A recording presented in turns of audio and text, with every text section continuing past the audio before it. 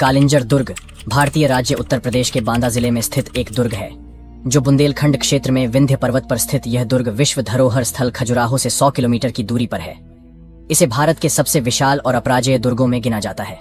इस दुर्ग में कई प्राचीन मंदिर हैं। इनमें कई मंदिर 3री से 5वीं सदी गुप्त काल के हैं। यहाँ के शिव मंदिर के बारे में मान्यता है कि सागर मंथन से निकले कालकूट विष को पीने के बाद भगवान शिव ने यहीं तपस्या कर उसकी ज्वाला शांत की थी। कार्तिक पूर्णिमा के अवसर पर लगने वाला कार्तिक मेला यहाँ का प्रसिद्ध सांस्कृतिक उत्सव है। कालिंजर दुर्ग में ऐसा क्या था जिसे पाने के लिए मुगल से लेकर मराठा तक नजरें गड़ाए रहे इतिहास में एक ऐसे किले का नाम भी दर्ज किया गया जिस पर न जाने कितने शासकों की नजर रही है। उसे हासिल करने के लिए कितने शासक तैयारी करके आए लेकिन खाली हाथ ही वापस लौटे। वो है कालिंजर का दुर्ग। वर्तमान में यह उत्तर प्रदेश के बांदा जनपद की सीमा में आता है। विंध्य पर्वत की 900 फुट ऊंची पहाड़ी पर बना कालिंजर का दुर्ग अपने अंदर कई खासियतें समेटे रहा है। मध्य प्रदेश के खजुराहो से 100 किमी की दूरी पर बने इस दुर्ग का इतिहास चंदेलों के शासनकाल से भी ज्यादा पुराना है। कालिंजर दुर्ग का जिक्र बौद्ध साहित्य में भी किया गया है। भगवान बुद्ध की यात्रा वृत्तांत में भी इस दुर्ग का जिक्र है।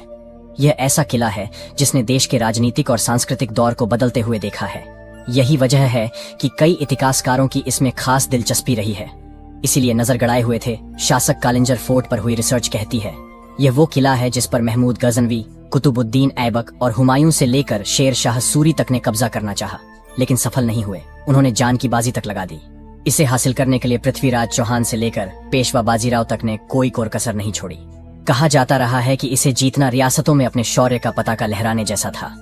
यह घने जंगलों के बीच बनी पहाड़ी पर बना था, जहां तक शत्रुओं की सेना का पहुंचना लगभग नामुमकिन था। 5 मीटर मोटी दीवारों वाले इस दुर्ग की ऊंचाई 108 फुट थी। जिस पहाड़ी पर यह दुर्ग बना था उसकी चढ़ाई बहुत दुर्गम थी।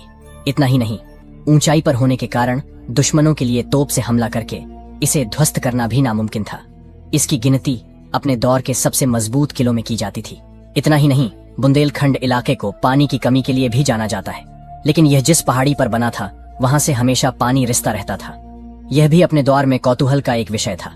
कहा जाता है कि बुंदेलखंड में सालों तक सूखा पड़ने के बाद भी कालिंजर दुर्ग की पहाड़ी से पानी रिसना बंद नहीं हुआ। इसकी इन्हीं खूबियों के कारण कई शासकों ने इस पर कब्जा जमाने का सपना देखा।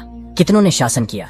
जिस समय दिल्ली की सल्तनत पर मुगलों का राज्य था, जब चंदेल शासन में शेर शाह सूरी ने इस किले को फतह करने की कोशिश की थी, पर वो जंग में मारा गया। शेर शाह सूरी वो शासक था जिसने हुमायूं को हराकर सूरी साम्राज्य की स्थापना की थी, लेकिन 1545 में कालिंजर को हासिल करने में उसकी मौत हो गई और यह हुमायूं के लिए सुनहरा मौका साबित हुआ।